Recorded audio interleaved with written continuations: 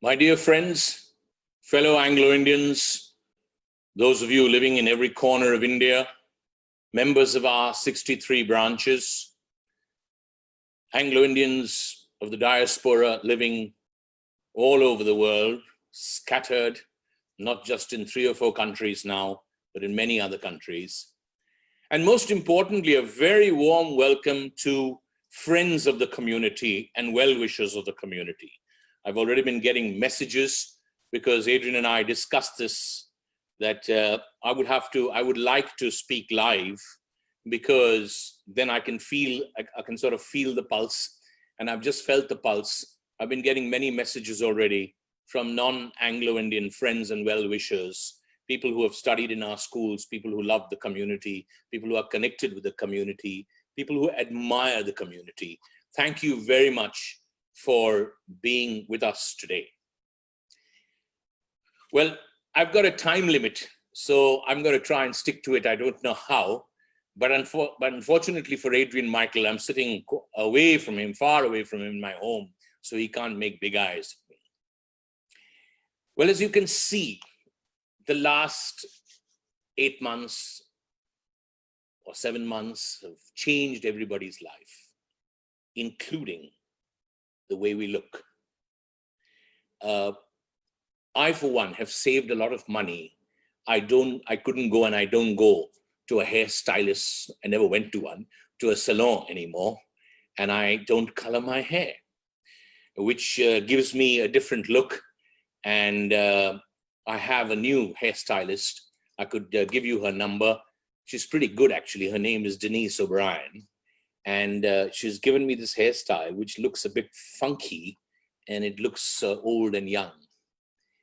Our lives have changed so much, not just in outward appearance, but it has changed in the way we feel, in the way we look at ourselves, in the way we look at others. I hope it has changed in the way we look at ourselves and look at others. Before I begin, once again, I would just like to thank and congratulate Mr. Adrian Michael and his incredible team for not just putting up a fantastic AGM, but for coming up with this idea. And I can't just wait to see more and more. Excellently done, Adrian and your team. Really, we salute you. Charmaine Phantom Beecham, the Vice President of the Lucknow Branch, she was just about there and everywhere, taking care of people, organizing things. Thank you very, very much, Charmaine. And to both their families, their spouses, their children, their near and dear ones, they were all supporting Adrian and Charmaine in this. So we're very grateful to them also. And of course, a wonderful team of Warren, Alan, Genevieve, Austin, Desmond, Wayne, and all the other members of the Lucknow branch who volunteered. Of course, the Agra branch played a stellar role. And as Adrian mentioned earlier today, many people from other branches also helped out. Thank you very much. But I would like to especially thank 2 individuals, our seniors, and thanking M. Marshall Denzel Keeler once, twice, or 3 times is just not enough. He's always there, advising, guiding, and once again, he was there for the AGM, before the AGM, and during the AGM part of it. Thank you very much, sir, for always being there. Mr. Peter Phantom, 3 times MLA from Uttar Pradesh. Peter, you played a wonderful role of encouraging us, being there for us, and saying that we must go ahead with it in Lucknow. And you did so much for us, including, of course, opening your school gates and St. Teresa's, the entire institution, and the day school where the people stayed. It was wonderful, and all the staff and everybody at St. Teresa's and DPS Shahid Path, thank you very much. And as you heard, there were many non-Anglo-Indians, but they're dear friends of ours, and I just like to mention a few names: Mr. Rajneesh Chopra, Mr. Shawaz Arif, Mr. Rahul Bhasin, and many other benefactors. Thank you, and thank you. And a man who likes to be on stage when he's conducting an event, but otherwise he likes to be behind the scene, Mr. Carlisle McFarlane, the principal of La Martiniere College. Carlisle, thank you for all that you do for the community and the association. Friends, I thought I would request Adrian, can I use this as an opportunity to speak to the community since we are not having an AGM? We haven't, and he of course graciously agreed. So I will take about 10 or 12 minutes to share a few thoughts with the community as well as all our friends who have tuned in. Well, we have an annual AGM, which obviously means it happens once a year, usually during the Dussehra time because people get off. And this year it was supposed to be after Lucknow. It was supposed to be in Delhi, but unfortunately we couldn't obviously go ahead with it because we obviously have to put the safety, the health and safety of our people before anything else. So we could not have the AGM. We are not having the annual AGM because people travel from almost 20 states to come, and many of our members, we have many young members, but many of our members are also senior citizens. So we couldn't have the AGM, we're not having it. And we will have the next AGM, annual general meeting, will be held in Delhi when we have a flesh and blood AGM. It will be in Delhi, hopefully, God willing, next year during the Dussehra. Whether we will have an annual general meeting because we must have one, well, of course, we will have to have one. We're just playing for time and waiting for the next few months. And then we'll obviously look at an online AGM. It will not be easy, but we are trying to work out the logistics because we have 63 branches. And when you have an annual general meeting, you can't tell somebody, we have so many, only so many can fit in the room. It's every member's right to attend an AGM. So unless we can work out something, we can't obviously have the AGM. But we are hoping that after a few months, we'll be able to officially have an online AGM. But I will use this opportunity to tell branches, yes, we have told you to also put your AGMs, your branch AGMs on hold. Now, there's been an announcement a couple of days ago that the central government has said that they're allowing 200 people to assemble for an event. So don't get too excited, but please understand that in many of our branches, we have 300 and 400 and 500 and 600 members. So when you have so many members, you cannot tell them, please give send in your thing in proxy, but we can only take 200. No, you will be depriving somebody of their fundamental right of being a member. So we have to wait till that number goes up. That's number one. And in any case, for that 200, you need a 400-seater auditorium because the central government goes on to say in their guidelines that it's only half capacity, 200 maximum and half capacity. So that means you need an auditorium of 400. In many of our smaller towns, you wouldn't get an auditorium, a sit-down auditorium where you can accommodate 400, or it would be rather expensive. So please understand that even the branch AGMs are on hold. There are a lot of logistics. However, as has already been requested and all the branches have been told, please get your annual reports and your accounts. They should be ready. And please get them ready definitely in the next 1 month, because it should not go over November, and we need to have branches circulating that. It will obviously we will have to do it from the head office also at a national level. The accounts and the annual report should be circulated to all members before the 30th of November, irrespective of when you're going to have your branch AGM or when we are going to have our national AGM online. Could you have your branch AGM online later? Yes. So obviously if that's possible. However, we will have to wait because a member may actually write in and say that I don't have access, so how will I attend? So there are a lot of issues. It's not so easy, but please cooperate with your branch committee because it's not any fault of theirs. And don't sort of have an attitude of, I was waiting to stand and, why is this committee continuing? That's the story of our lives everywhere. the Olympic Games got cancelled. So, I mean, if the Olympic Games gets cancelled, then because it's not just a sporting event, it is a huge, huge extravaganza which is planned at least 8 to 12 years in advance. So please bear with your committee members, and committee members, presidents and committee members, please communicate regularly. In fact, anybody who says it's very difficult to communicate now with the lockdown, you are fooling yourself, and maybe you're fooling others too. It is easier to communicate during the lockdown or during this period because most people are at home, if not during the day, definitely in the evenings. Most people are at home. Most people are connected either on phone or online like this. So you could have your branch committee meetings, or once a month, which you should supposed to have, you should have them online. Please go ahead and have your branch meetings online. You must have it. It's not so difficult because there are 10 or 12 or 14 of you, and you must have your meetings. In fact, one branch, and I want to compliment them for this palavaram, they actually had their committee members, their governing body member, and they had other stalwarts, etc., for just an open brainstorming session. What a good idea. What a good idea. In fact, you don't have to spend money on it. You don't have to book a hall. You don't have to make arrangements. It's less time consuming. It's less tiring organizing it. So try and organize, if not all your members, try and invite, say, 30, 40, 50 at a time. After another month, you can do it with 30, 40, 50 others and interact with them. I think it's a wonderful time to connect, actually.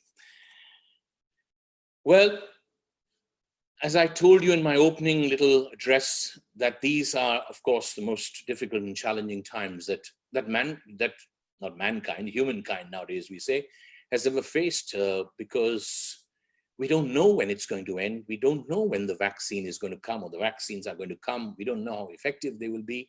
So where do we stand now? Well, where we stand now is that every human in the world has to reinvent himself or herself to move forward. It's very, very simple. That's what we have to do, because there are not going to be many jobs in the travel trade or in the hospitality industry, in the hotels, and in many, many other fields, so many other fields. There are not going to be jobs tomorrow, not for the next 1 year, maybe 2 years. So the main issue and main problem, obviously, is people losing jobs, people losing their livelihood, people not being able to earn a living. So the first and immediate problem is there are some families who are even finding it very difficult to actually put 3 meals on the table. Our hearts go out to them. And I know many branches are reaching out through rations or through distribution of essential commodities. That's the way forward. You have to be able to help those around you, not just Anglo-Indians and not just members of our association. If you can make a small sacrifice and you can save a little or put aside a little or use a little less, like for instance, we should be using less money. If you're not cutting your hair, you're spending less money. If you're not buying trousers because nobody can see it, you're spending less money. If you're not walked around too much, you're not buying too many shoes, you're spending less money. You're certainly not spending money traveling. You're certainly not spending money petrol or any form of oil because your car is moving less or your bike is moving less. So if you could use part of that money, all of that money if possible, you're not going to have big plans for Christmas, I'm sure, or your big annual holiday. If you can use part of that money to buy some rations, rice and dal and oil and basic things like that, and help those people around you, Anglo-Indians or members or others, that's the best way to help them because they need it at this time. Members, some of you have even written into us, it will unfortunately not be possible for the head office, for the governing body, to actually send you rations or money for rations because we won't know where to start. That's why the branches are there. You must approach your branch committee. And I know branch committees are being proactive, many of them, and asking people like, how can we help you? Obviously, they can't sort of lay on chicken, mutton, and fish. But I'm sure if you, and don't feel bad about it, because we have decided as a policy, if any branch gives any rations, etc., we will be talking about the branch without putting up photographs or mentioning the names of the recipients. Yeah, I know in our community or other communities, there are two sides to it. Some people say, what is the association doing? What are the branches doing? So they want us to tell them what they're doing. Then when you put it up on social media, they say, hey, why are you putting up things that you're doing? You know, the left hand should know what the right hand is doing. So when you are in a leadership role, it's a horrible saying, and I hope young people don't hear the first word that I say, damned if you do and damned if you don't. Well, don't worry about what people say. So do the help, and sometimes we need to tell people that this branch is doing this. Maybe you would like to do it, but we will certainly not mention the names of the people or show the photographs of the recipients. So branches, please reach out to you, continue to reach out to your members as you are, or other organization. There's an elderly senior citizens home in Cochin where orphanage, and they didn't know money stopped coming from abroad, and the Cochin branch reached out, you know, or there are other branches who are doing similar things. I know Vizag is very active in this. Trivandrum is doing good work, and many other branches. I don't want to get into naming the branches, but I know there are branches who are doing it, and some people are doing it individually as members or as people. Yeah. Then other expenses like rent, electricity. Sorry, my speech is just, well, not speech, my talk is just going to be these matters, and I won't be quoting any poets, and I won't be talking about non-material things. I have to be talking, this is the reality. I'm getting letters or messages saying, sir, can you help me and my family? Or, we have not been able to pay the electricity bill or rent. Once again, you'll have to approach locally your branch or your friends. It's impossible, much as we'd like to. Wish I had a sort of a tree where you just shake it, and because the money is needed. These are all genuine cases. Now hearts go down, and unfortunately for me, where the buck stops with me, and all the information and all the requests either comes through somebody directly to me. And that's why for many months, I'm much better now, but for many months, I actually didn't sleep very well. And I didn't know what was wrong for at least 2 months. And then my wife and the doctor told me that you're thinking about many things. I said, no, I'm not that type of a person. But obviously things were playing on my mind. How do we help these people? So you have to go to your branches, your friends, your individuals in the association or others. And that's the only way forward for this part of electricity or rent, etc. Having said that, I don't want to be judgmental, but ours has never been a community which has taught too much about saving. Friends, let us learn from the year 2020 that when we get back on track, when we get our jobs back, when we start working, when the world becomes normal again, let us always think about putting aside something for a rainy day. Don't mind me saying this. I never ever like passing judgment on how other people spend money, but except very wealthy, I always judge them. But I just feel that, before, say if you're, sort of two people working or one person working and you're middle class, or you don't earn too much, but you have enough. And then comes the wedding, the daughter's wedding or the son's wedding, which you've been planning for. And you want to invite so many people, you want to give the best. You'll have to take into consideration, am I spending too much money? You'll have to. I mean, I know some people who want to give their children the best. Everybody wants to. But I know for Christmas, it was one pair of shoes, one pair of black shoes, and one pair of Bata Keds. That's it. You got it before Christmas, and you have to chalao it till the next Christmas. And my parents were not needy. They were just middle class, but that's what it was. So maybe it's time to turn back the clock and to tell our children and to tell ourselves that I'm sure in many middle class homes, and many of our homes, 80% of our homes weren't having financial problems before this before this lockdown. I mean, they were not rolling in it, but they were not having that many problems financially. We need to say that, how about not buying any clothes for 1 year? I'm sure it's possible. I mean, a friend of mine has done it, and he says, I'm not going to buy a single shirt, a single pair of trousers, a single pair of shoes, a single pair of socks, a single pair of any clothes that you can't even see, because I'm just going to see, and he has not. So if we can not spend, then you save at least for your electricity and your rent and your dal bhat. It's very, very important to be able to be self-sufficient to that extent. Now we come to the two other areas. One is education. So obviously, to pay school fees or college fees, etc., it's tough. It's not easy at all. And the All India Anglican Education Institution has always been reaching out and helping our boys and girls across the branches, and they continue to do so. Many branches also help boys and girls who need for their education.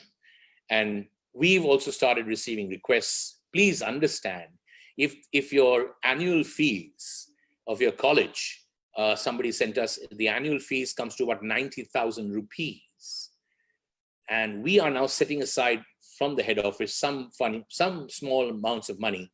I mean, we could maximum think of, say, 5,000 or 7,000. I don't know, maybe in the wildest thing, 10,000. How would that help in the 90,000?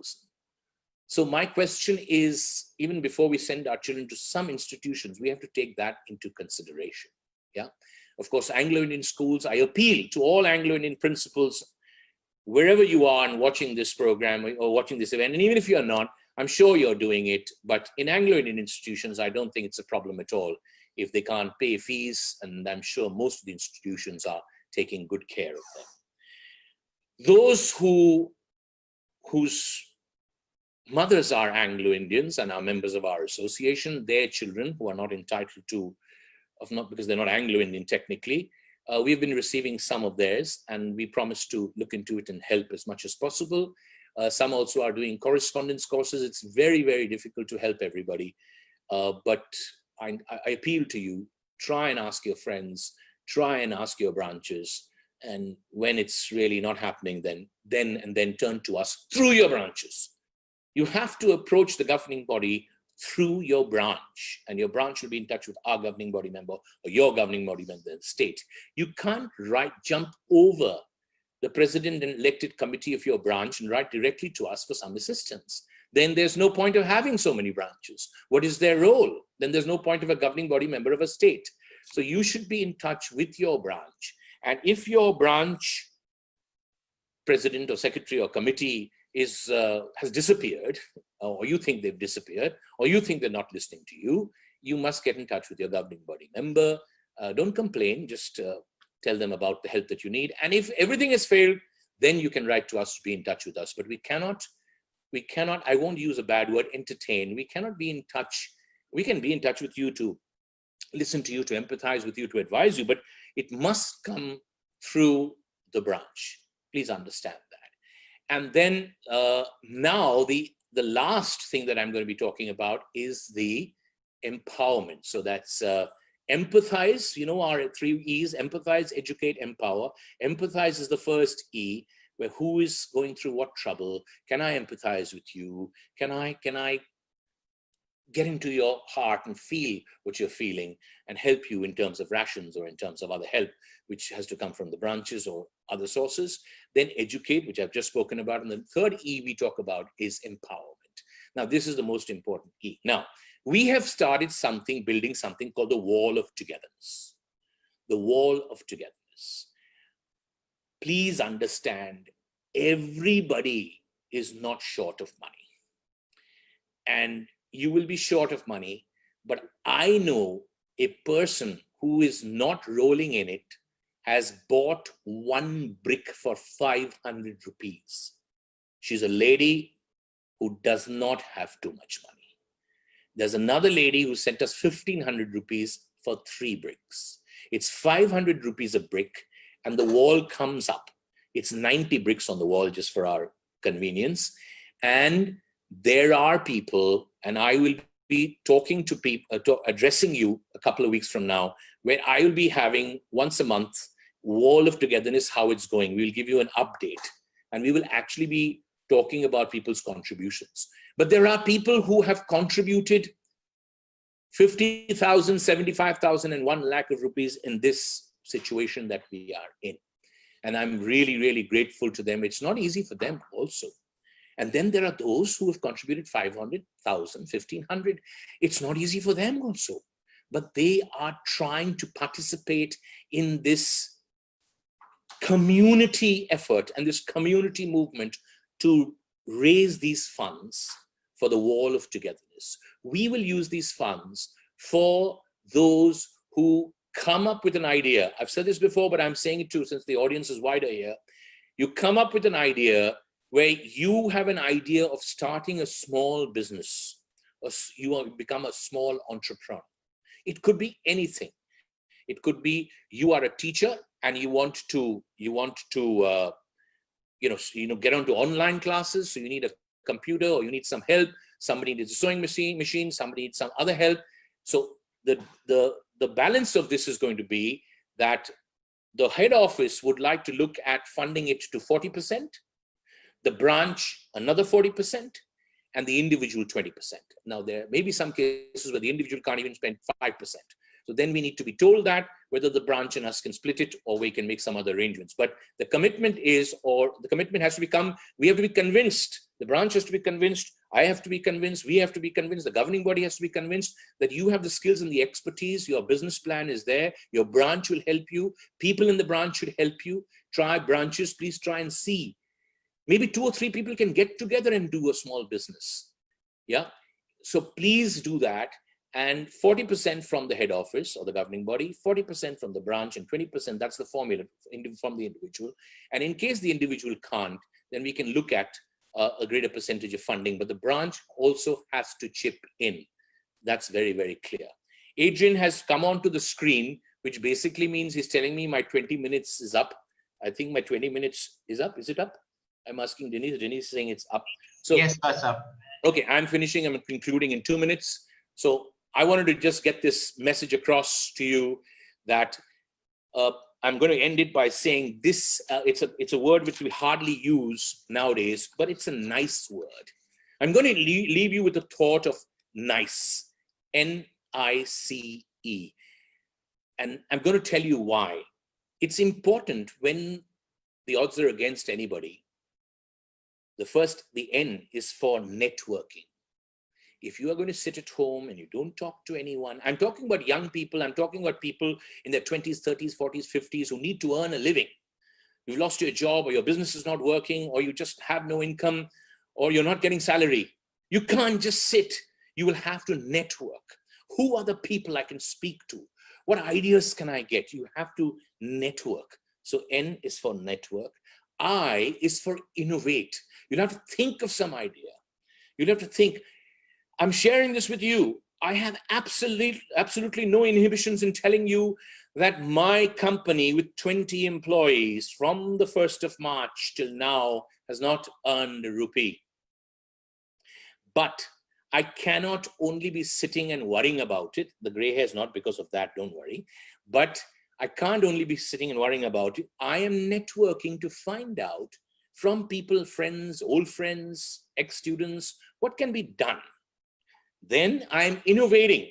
I've started doing quizzes online because I was on stage. I would never like doing sitting down at home and just doing a quiz like this. No, I want to be walking around the stage. That's my way of doing quizzes for 35 years or 40 years. But I have to innovate and come online to do motivational sessions, to do content development online, and to do quizzes, because that's my work, that's my expertise. So I must innovate. And C is for collaborate. Most of the time you will not be able to do it on your own. So if you've got an idea, I know there's some people are starting their own little bakery ideas or some old little food, but they don't know how to sell the idea online.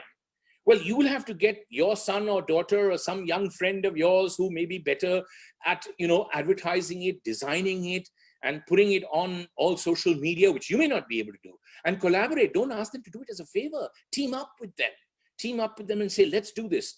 auntie, you do this, and uncle, auntie, why anyone, you're making the food, or you're baking the cake, or I know a family in Calcutta, they are designing, they're all good with embroidery, this, that, they are doing cushion covers, they are doing some other work, right? And others are helping them sell it. So collaboration, C is for collaboration. Don't try to do anything on your own.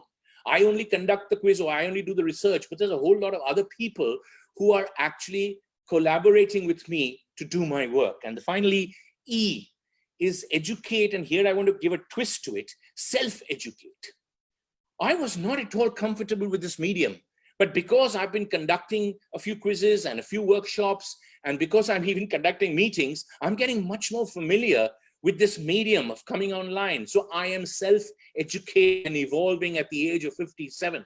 So if you're 47 or 37 or 27 or 20, you can also self-educate, right? Because finally, the onus is on you.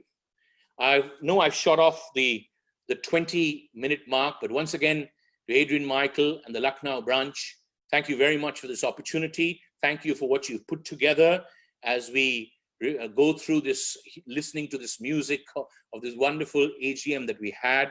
We are looking forward to better days ahead. You will not see or hear any part of the business meetings. So those of you who have never attended AGM say, wow, it's all fun and party, because you'll be seeing some partying now, action shots of people dancing and enjoying themselves. You saw award ceremony, you heard speeches, but through the day, it's all work. It's business. We talk about important matters of our association. We talk about important matters of our community. Well, here's a commitment from me that I think this is the best way of communicating. So no hurry, but in due course, I will be communicating a little more regularly in person, okay, with the community. And I will be addressing, I know some of you are still asking, what about the seats? I know some of you are very concerned about the new National Education Policy. I don't have all the answers, but I can certainly open to talking to you and sharing with you on behalf of the governing body. So once again, thank you all very, very much. For those of you who are risking your own lives and working for the essential services or going out and are COVID heroes, we have doctors, we have nurses, we have people working on the railways, other government jobs. So I salute them, not just people of the Anglo-Indian community, but everybody else. Stay safe, everybody, and be there for each other. Now's the time to really come together as one. And we can do many things if we work together. So once again, thank you. God bless you and your families. And don't be judgmental. Don't be impatient with others. Now's the time to look inside. Look inside. Ask yourself, are you trying the best to do for yourself as you're doing for others? There's a young man called Neil Innes, sorry, last story, Neil Innes, I'm naming him. He's from Lucknow. They have helped him in Lucknow. Others have helped him, I know. He went through St. Stephen's College. He comes from, I would say, a financially very disadvantaged family. And he went through St. Stephen's College. He topped and did well there. Went to do his master's in Hyderabad. Organizing, taking his own initiative, networking, collaborating, reaching out to people, self-educating, and organizing and raising the funds, did well in Hyderabad. He wrote to me the other day. He is in France through this lockdown. He has just arrived in Lyon, and he's on a three-year, he's going to be paid to do his PhD. He's just arrived in Lyon, and he's starting October this year now, doing his PhD for 3 years, and he'll be paid every month to do his PhD. He's a fine and prime example of empowering yourself. Sorry for really going over the time limit. Once again, thank you all very much. God bless you. Take care. Be safe.